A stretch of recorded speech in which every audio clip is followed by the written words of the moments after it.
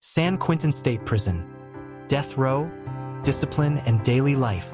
Before the sun rises over San Francisco Bay, a steel door slides shut inside San Quentin State Prison, and the sound carries down a concrete corridor where time is measured in counts, keys, and waiting. For the men inside, the day begins the same way every day does, with a reminder that freedom exists just beyond the walls, but not for them. Behind these walls, the story continues. Subscribe, like, share, and comment to follow what happens next. The prison sits on the edge of the water, close enough to see the outside world moving on, yet sealed off by fences, cameras, and routines that never stop. From the yard, the skyline looks calm and distant, like another life that no longer belongs to the people inside. Morning count comes early, with lights snapping on and officers walking past each cell, checking faces, checking numbers, making sure everyone is still where the system expects them to be. No words are needed because this ritual has been repeated thousands of times before. Cells are small and worn, with metal bunks, thin mattresses, and walls marked by years of quiet frustration and private thought. Personal items are limited, but each one carries meaning: a photo, a book, a letter folded again and again. For men on death row, the space feels even tighter, not always because of the cell, but because of the weight that follows them every hour of the day. Even with executions paused in California, the label still shapes how time is felt and how hope is measured. Breakfast arrives on trays slid through slots, simple food eaten slowly, sometimes without appetite. Meals are less about hunger and more about routine, a signal that the day has officially begun. Movement is controlled, planned, and watched. When doors open, they open in sequence, and when they close, they do so with finality that leaves no room for argument. Some inmates head to work assignments, cleaning hallways, preparing meals, or maintaining the prison itself. These jobs do not offer freedom, but they offer structure, and sometimes a sense of usefulness in a place designed to take that away. Others are escorted to education programs, where classrooms exist behind locked doors and learning happens under supervision. For some, it is the first time they have sat at a desk in years, trying to imagine a different version of themselves. San Quentin is known for its rehabilitation efforts, including college courses and self-help programs, but participation depends on behavior, eligibility, and trust. Access to growth is treated as something that must be earned and can be taken away. In quiet rooms, counseling sessions take place, focused on accountability, emotional control, and understanding harm without reopening wounds. These moments are fragile because facing the past is often harder than enduring the present. The yard opens later in the day, offering fresh air and limited movement under open sky. Inmates walk, stretch, or sit apart, aware of invisible boundaries shaped by respect, tension, and survival. Conversations are careful and measured, built on observation rather than trust. Inside San Quentin, listening often matters more than speaking. Discipline is constant and sometimes sudden. A rule broken can lead to loss of privileges, isolation, or transfer, consequences that ripple through daily life long after the moment has passed. Isolation units are quiet and stark, with minimal contact and long hours alone. For some inmates, this space becomes a test of mental endurance more than physical strength. Time inside isolation moves differently, with days blending together and thoughts growing louder without distraction. The mind becomes both companion and enemy. Medical rounds move through the housing units, addressing physical needs in a place where stress and age take a heavy toll. Mental health support exists, but demand often outweighs availability. Visitation days bring a shift in energy, as families arrive after passing security checks and long drives. The brief moments across glass or at shared tables remind inmates of what still exists beyond the walls. When visits end, the silence returns quickly. The emotional contrast leaves many inmates staring at ceilings long after lights out. Evening count resets the day, confirming that nothing has changed and everything remains the same. The system records presence, not progress.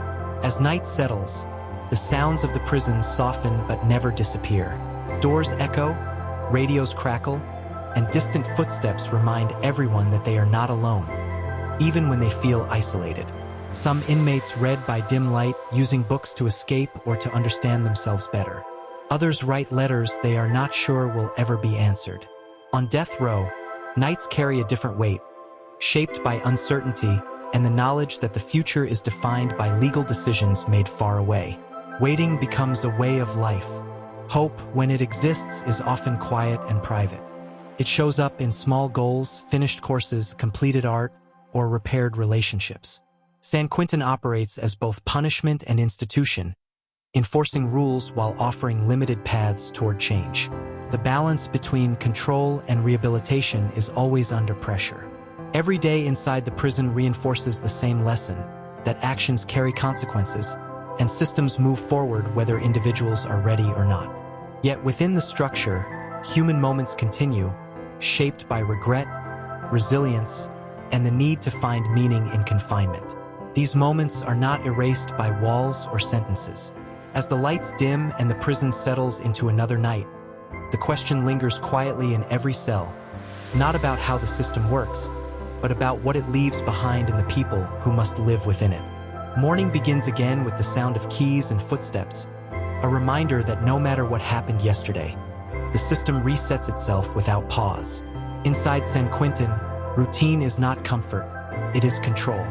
Cells open in stages, each movement timed and observed, turning ordinary actions into coordinated events. Walking down a hallway becomes something earned, not assumed. For men assigned to work, the day brings responsibility under supervision. Some prepare food in large kitchens, others clean common areas, maintaining the very place that confines them. Work pays little, but it fills hours that might otherwise stretch endlessly. In a system built on waiting, having a task can feel like progress. Education programs open their doors quietly, offering structure through textbooks and lessons. Inside these rooms, time moves differently, measured by chapters read instead of minutes counted. Instructors speak calmly, knowing that attention here is fragile and hard-won. Learning inside prison is not about grades, but about proving to oneself that growth is still possible. Rehabilitation programs focus on behavior, choices, and accountability, asking inmates to examine patterns that led them here. These sessions are structured, monitored, and emotionally demanding. Some men resist at first, unsure whether reflection can change anything. Others lean in, seeing it as one of the few chances to shape a different future. Not everyone qualifies for these programs. Classification decisions determine access, separating inmates based on behavior, sentence, and perceived risk. For those left out, days are quieter and more repetitive, marked by long stretches of inactivity. Time becomes heavier when there is nothing to anchor it. The yard opens again, offering space without privacy. Inmates walk in circles, stretching legs and thoughts under open sky. Conversations remain cautious, shaped by experience and unwritten rules. Trust develops slowly, if at all. Officers observe from towers and walkways, watching for signs of conflict or distress. Their presence is constant, shaping behavior through visibility alone. Discipline is enforced without negotiation. A missed instruction or small violation can lead to consequences that ripple through weeks or months. Loss of privileges, restricted movement, or time in isolation serve as reminders of the system's reach. Correction is not always gentle, but it is consistent. Isolation separates inmates from routine and contact, reducing the world to walls and silence. For some, this space becomes the hardest part of incarceration. Mental health teams move through units, responding to visible crises and quieter struggles. Stress, anxiety, and depression are common companions inside. Support exists, but it is limited, stretched thin by numbers and need. Waiting for help becomes another form of patience learned inside. Medical appointments are brief and functional, focused on keeping bodies stable rather than comfortable. Aging inside prison brings its own challenges. Mail arrives slowly, connecting inmates to families and memories beyond the walls. Letters are read carefully, sometimes repeatedly, holding on to words long after the paper is folded away. Phone calls are short and monitored, turning simple conversations into carefully chosen moments. Every second matters when time is limited, Visitation remains a powerful emotional anchor, even when separated by glass or distance. Seeing loved ones face-to-face can both heal and reopen wounds. When visits end, inmates return to units carrying the weight of separation. The contrast between connection and confinement is sharp and immediate. Evening routines begin with another count, another confirmation of presence. The system records bodies, not emotions. Dinner is served quietly, trays collected with practiced efficiency. Meals mark time more than nourishment. As night approaches, the pace slows but never stops. Surveillance continues, lights remain on, and sleep comes unevenly. Some inmates reflect on progress made or opportunities missed, replaying conversations and decisions in their minds. Others focus only on getting through the night. San Quentin's structure holds everything in place, shaping behavior through repetition and consequence. Change, when it happens, moves slowly and quietly. Inside the system, each day adds another layer to the experience of confinement, building pressure that does not release easily. As the prison settles into darkness once more, the question shifts from survival to endurance, and whether the routines meant to control can also create space for transformation. The day begins without announcement, because inside San Quentin, time does not wait for permission.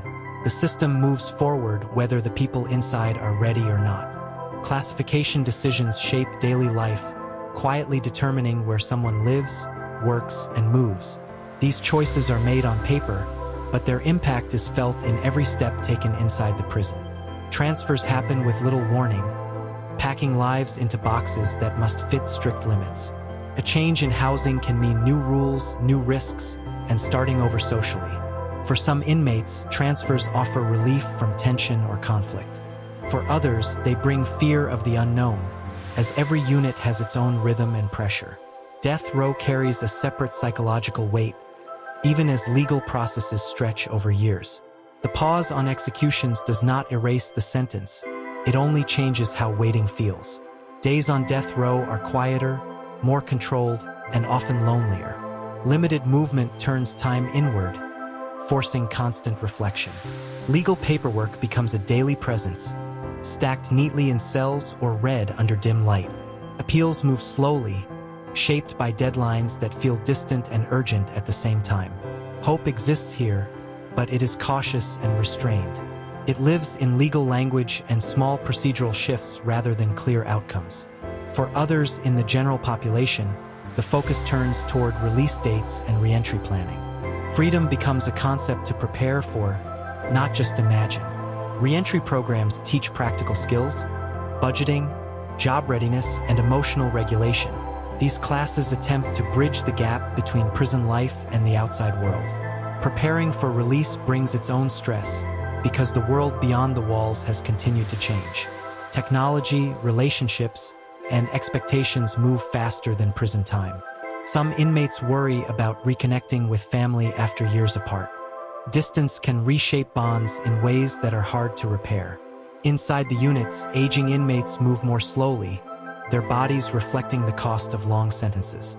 Medical care becomes a daily concern rather than an occasional need. Younger inmates observe quietly, seeing possible futures reflected in those who have spent decades inside. Time becomes something visible, not abstract. Discipline remains constant, reinforcing boundaries even as some prepare to leave. The system does not loosen its grip simply because an end is near. Isolation is still used as control, separating those who break rules from the rest of the population. The silence inside those cells carries consequences long after release. Mental health support continues in limited sessions, addressing coping rather than cure. Healing inside prison is often incomplete and interrupted. Creative outlets offer moments of expression, art, writing, and music created within strict guidelines. These works rarely leave the walls, but they matter deeply to their creators. Religious services and meditation groups provide structure and reflection for those who seek them. Faith becomes a framework for understanding regret and responsibility. Guards rotate shifts, maintaining order while navigating the same environment daily. Their routines mirror the inmates in unexpected ways. Tension exists on both sides of the bars, shaped by long hours and constant vigilance. The system relies on balance that can shift quickly. As weeks turn into months, small changes become meaningful. A completed class, a trusted role, or a repaired habit can mark quiet progress. For those nearing release, countdowns are kept privately. Speaking too openly about leaving can feel risky. Even hopeful thoughts are guarded. For those without release dates, time stretches forward without shape. The future becomes something managed day by day. San Quentin continues its cycles of intake, discipline, and routine, absorbing new lives while holding old ones in place. The institution does not pause to reflect. Every hallway, cell, and yard carries layers of stories that are rarely seen from the outside. These experiences remain mostly invisible beyond the walls. The prison exists as a response to harm, but also as a place where harm can quietly continue in other forms. Consequences do not always end with sentencing. Inside San Quentin, justice is not a single moment but a long process lived daily. It unfolds through systems, routines, and human endurance. As another night approaches and lights dim once again, the question remains unresolved, not about guilt or innocence, but about what prolonged punishment ultimately creates in the people who must live inside it. Release is spoken about quietly inside San Quentin, as if saying it too loudly might cause it to disappear. For those approaching the end of their sentence, freedom becomes both a goal and a source of anxiety. Preparation begins months before the gate opens, with paperwork, classes, and checklists that attempt to turn a complex life into manageable steps. Every form signed is a reminder that the system is still in control. Reentry programs focus on basics that many outside take for granted. Learning how to open a bank account, write a resume, or use modern technology becomes part of rebuilding a life. The world beyond the walls has changed, often dramatically. Phones, apps, and digital systems now shape daily life in ways that feel foreign to those who have been away for years. Family relationships are revisited carefully, sometimes with hope, sometimes with fear. Time has reshaped roles, and reunions are not always simple or joyful. Some inmates discover that the support they imagined waiting for them no longer exists. Distance, disappointment, and loss have quietly filled the years. For others, family becomes a fragile lifeline, offering a place to land even when trust needs to be rebuilt slowly. These connections can make the difference between stability and isolation. Mental health preparation is limited, often focused on managing stress rather than healing trauma. The emotional weight of incarceration does not vanish at the prison gate. Housing plans are discussed, sometimes settled, sometimes uncertain. The fear of having nowhere to go follows many inmates as their release date approaches. Employment prospects are shaped by records that cannot be erased. The challenge is not only finding work, but convincing employers to look past the past. Inside the prison, those not facing release watch quietly. One person's countdown becomes another person's reminder that their own time stretches on. For inmates serving long or indeterminate sentences, reentry feels theoretical rather than real. The future is measured in reviews and evaluations, not dates. Discipline continues without exception, even for those days away from release. One mistake can delay freedom, reinforcing how fragile progress can be. The final days inside are marked by mixed emotions.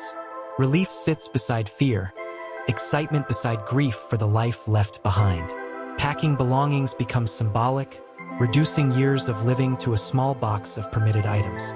Every object carries memory and meaning. The last count before release feels different, even though it looks the same. Standing in line, waiting to be confirmed one final time, carries quiet weight. When the gate opens, it does so without ceremony. Freedom arrives not with celebration, but with a step forward into uncertainty. For those left behind, the routine continues immediately. Cells are reassigned, beds are filled, and the system moves on. Inside San Quentin, new inmates arrive regularly, carrying fresh shock and confusion. The cycle begins again without pause. The prison's focus remains on control, safety, and order, even as debates about reform and rehabilitation continue outside the walls. Programs expand and contract based on funding, policy, and leadership. Progress is uneven and often fragile. Officers continue their shifts, maintaining structure in a place defined by tension. Their work is shaped by rules as much as discretion. Mental health needs grow as sentences lengthen and populations age. Care exists, but always within limits. Death row remains, even as its future is debated. The sentence itself continues to shape lives regardless of whether executions occur. San Quentin stands as a symbol of punishment, but also of endurance.